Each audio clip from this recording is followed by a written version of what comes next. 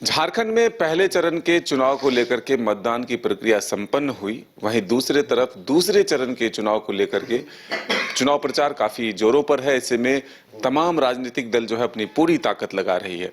BJP का focus Santhal पर है और संथाल में दूसरे चरण में चुनाव होने हैं। हमारे साथ मौजूद हैं बीजेपी के प्रवक्ता और नेता प्रतुल सहदेव जी। जोहार मदन बाबू, आपके तमाम दर्शकों को हमारा जोहार। पहले चरण के जो वोटिंग हुए, जो मतदान की प्रक्रिया संपन्न हुई, उससे क्या संभावना दिख रही है? क्या लग रहा है कि आपकी वापसी संभव है या फिर और मेहनत करने की भी जरूरत? देखिए, वोटिंग परसेंटेज जब भी बढ़ता है ना, तो आमतौर पर दो तीन चीजें देखी जाती हैं। या तो सरकार के प्रति बहुत कॉन्फिडेंस है लोगों का, सरकार ने बड़ा शानदार काम किया है इसलिए वोटिंग परसेंटेज बढ़ा, और दूसरा सरकार के खिलाफ एक माहौल रहता है, तब वोटिंग परसेंटेज बढ़ता है। अब आप बताएं कि सरकार ने तो बड़ा शानदार काम किया ही। इतिहास में पहली बार मुख्यमंत्री जी देश के इतिहास में 40 घंटे तक गायब हो गए। मिस्टर इंडिया जैसे नहीं अनिल कपूर गायब होता था, वैसे मुख्यमंत्री गायब हो गए 40 घंटे, ना आता ना पता। गवर्नर साहब ने जब बुलाया होम सेक्रेटरी और चीफ सेक्रेटरी को, तो उन्होंने कहा कि मुख्यमंत्री से कोई संपर्क नहीं। तो प्रदेश की जनता को अपनी किस्मत पर छोड़कर मुख्यमंत्री गायब हो गए। 5 महीने मुख्यमंत्री जी ने जेल यात्रा कर ली। उनके कैबिनेट के नंबर 2 जेल पर है। 70,000 करोड़ के घपले घोटाले का सरकार पर आरोप लगा। पत्थर घोटाला, खनन घोटाला, ट्रांसफर पोस्टिंग घोटाला और आयु घोटाला भी कर दिया मुख्यमंत्री जी ने। 2019 में उनकी आयु 42 वर्ष थी और 5 वर्ष बाद उनकी आयु 7 वर्ष बढ़ गई, 49 हो गए। तो कोई ऐसा सेक्टर नहीं था जहां घोटाला नहीं हुआ। तो इस सरकार पर तो जनता को विश्वास नहीं। मैं ये एक्सप्लेन इसलिए कर रहा हूं कि जब सरकारें अच्छा काम करती हैं तो वोटिंग परसेंटेज बढ़ता है कि भाई हम इस सरकार को लाना। इस सरकार का मैंने आपको ट्रैक रिकॉर्ड संक्षेप में दिखा दिया। हम लोगों ने सबसे पहले अपना मैनिफेस्टो लॉन्च किया, अपने पंचप्रण को लॉन्च किया। 500 रुपए में गैस सिलेंडर, 2,87,000 सरकारी नौकरियां, 5 लाख स्वरोजगार और 21 लाख जो प्रधानमंत्री आवास योजना है, वो गोगो दीदी योजना के तहत 2100 रुपये में हर एक बहन को 11 तारीख को हम लोग पैसा देने का वादा किए। सहारा के सभी निवेशकों का पैसा लौटाने की बात की। और सबसे महत्वपूर्ण, जितने अनुबंध कर्मी थे, 65,000 पारा टीचर्स, सहायक पुलिसकर्मी, अनुबंध कर्मी, सबको परमानेंट करने की बात की। मुख्यमंत्री जी ने वादे किए। हमने कहा हम डेफिनेटली पहले कैबिनेट से इन चीजों को मूल रूप देंगे। तो एक उत्साह था हमारी सरकार के प्रति, और जाहिर तौर पर जैसा उत्साह तभी होता है जब परिवर्तन की लहर होती है। और कोल्हान में देखें, कोल्हान में वोटिंग परसेंटेज तो बूम किया।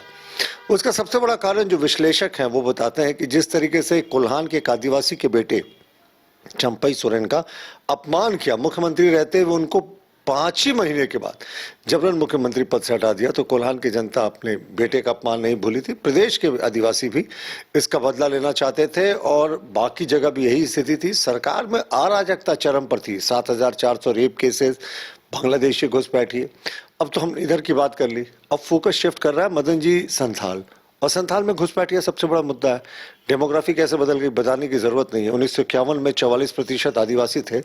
2011 की अंतिम जनगणना में वो उनकी संख्या घटकर 28% हो गई। 16% आदिवासियों की जनसंख्या कैसे घट गई?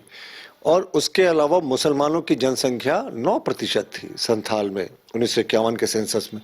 बूम कर गई साहब। 2011 में 23% हो गई, 14% की बढ़ोतरी। आदिवासी घट रहे, मुसलमान बढ़ रहे, ये घुसपैठ है।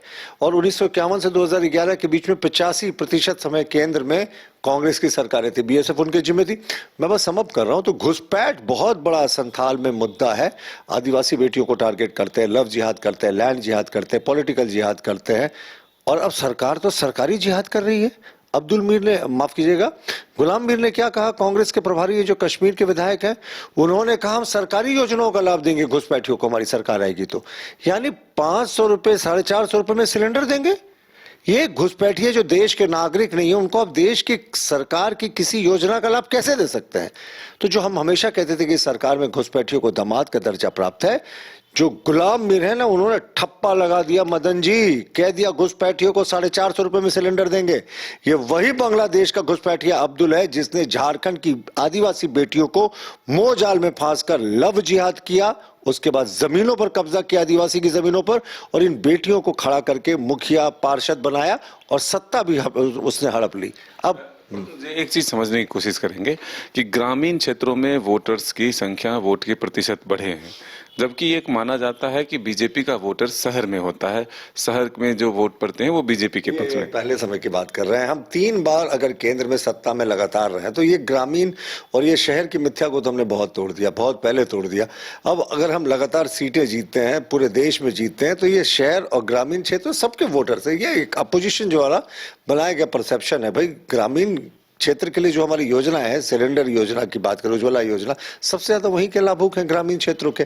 प्रधानमंत्री आवास का सबसे ज्यादा लाभ वहीं के लोगों ने लिया। आयुष्मान योजना से सबसे ज्यादा लाभ गरीबों ने लिया। अधिकांश गरीब जो है वो गांवों में बसते हैं। तो ऐसा नहीं है, भारतीय जनता पार्टी को सभी वर्गों का वोट मिलता है। तो क्या आप पहले चरण के जो वोट पड़े हैं, जो प्रतिशत हैं, उससे आप आश्वस्त है कि बीजेपी की वापसी हो रही?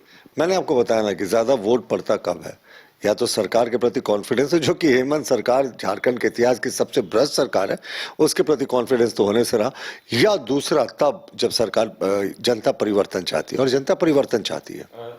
एक आरोप है बीजेपी के उन नेताओं पर जो झारखंड के दौरे पर अभी चुनाव प्रचार में आ रहे हैं कि एक आदिवासी के बेटा मुख्यमंत्री हेमंत सोरेन को परेशान करने के लिए या फिर उन्हें सत्ता से हटाने के लिए योगी मोदी समेत बीजेपी के कई राज्यों के मुख्यमंत्री पीछे पड़े हैं। भाई जब कांग्रेस की सरकारें थी केंद्र में, कांग्रेस के अधिकांश विधानसभाओं में उनके मुख्यमंत्री हुआ करते थे, तो क्या उनके मुख्यमंत्री नहीं आते थे? अब तो इनकी स्थिति ऐसी हो गई है कि 2-3 ही राज्य में सिमट गए हैं, तो अब इनके मुख्यमंत्री आएंगे भी कहां से? अब अधिकांश राज्यों में हमारे मुख्यमंत्री हैं। विश्व के सबसे पॉपुलर और सबसे पावरफुल नेता नरेंद्र मोदी जी हैं, तो वो आते हैं तो इनको परेशानी होती है। योगी जी आते हैं तो परेशानी होती है। दूसरे राज्यों के मुख्यमंत्री आते हैं तो परेशानी होती है। अरे किसने मना किया आपके अपने मुख्यमंत्रियों को बुलाने के लिए? लेकिन आपके मुख्यमंत्री तो 2-3 ही राज्य में सिमट गए ना। राहुल गांधी भी औपचारिकता पूरी कर रही है। प्रियंका वाड्रा तो वायनाड में ऐसा फंसी कि वो बाहर निकलने का नाम नहीं ले रही है। तो इनके नेता आना नहीं चाहते तो हम क्या करें? और राहुल गांधी का फिर तो आज भी जनसभा है। भाई हमें कोई आपत्ति नहीं, उनके कोई नेता है, लेकिन उनको क्यों आपत्ति होती है हमारे नेताओं से? विश्व की सबसे बड़ी पार्टी है, सबसे ज्यादा राज्यों में हमारी सरकार है, और हमारा जनता के भावना के अनुरूप इस प्रदेश की सबसे भ्रष्ट सरकार को उखाड़ फेंकना प्रथम लक्ष्य है, और इसलिए हम काम भी कर रहे हैं। लेकिन एक झटका आप लोगों को कहा जा रहा है सत्ता पक्ष के द्वारा कि आप लोग जो कह रहे थे कि मैया सम्मान योजना गलत तरीके से लाया गया है, गलत समय पर आया है, लेकिन हाईकोर्ट नहीं, हमने कभी मैया आरोप लगता रहा। नहीं, हमने मैया सम्मान योजना का कभी विरोध नहीं किया। हमने कहा कि ये चुनावी भत्ता हेमंत सोरेन दे रहे हैं। भाई मैया को सम्मान देना चाहिए था। मुख्यमंत्री जी, मैं तो आपसे अब कैमरा के थ्रू रूबरू होकर बोल रहा हूँ, मुख्यमंत्री जी मैया को सम्मान देना था तो सरकार के 57 महीने का इंतजार क्यों किया? ये अंतिम 2 महीने में क्यों दिया? अगर आप चाहते तो 60 महीने दे सकते थे। और आप कहते कोरोना में काम नहीं किया, तो कोरोना में तो आपने माइनिंग लीज दे लिया। कोरोना में आपने अपनी पत्नी और अपनी साली को लैंड लीज दे दिया, अपने भाई को माइनिंग लीज दे दिया। कोरोना में तो सरकार काम कर रही थी। मंत्रियों के लिए स्विमिंग पूल युक्त बंगले बन गए कोरोना में। आप इनोवा पे चलते थे, उससे आप रेंज रोवर, मर्सिडीज और पता नहीं BMW कौन कौन सी गाड़ियां बदल ली इसी कोरोना के लहर में। तो कोरोना में तो आप काम करते रहे। फिर उसके बाद मैया सम्मान योजना को आपने क्यों इतनी देर से लाया? मदन बाबू, ये सिर्फ चुनाव के लिए चुनावी भत्ता था। हमने तो कहा कि 1000 रुपए भी मान लीजिए तो 60,000 रुपए होता है 5 वर्षों का, एक ही बार दे दीजिए, हमें कोई आपत्ति नहीं। हम मुख्यमंत्री जी का साधुवाद करते, नहीं दिया। इन्होंने कहा दिसंबर से देंगे मदन जी 2500 रुपए मैया सम्मान योजना में।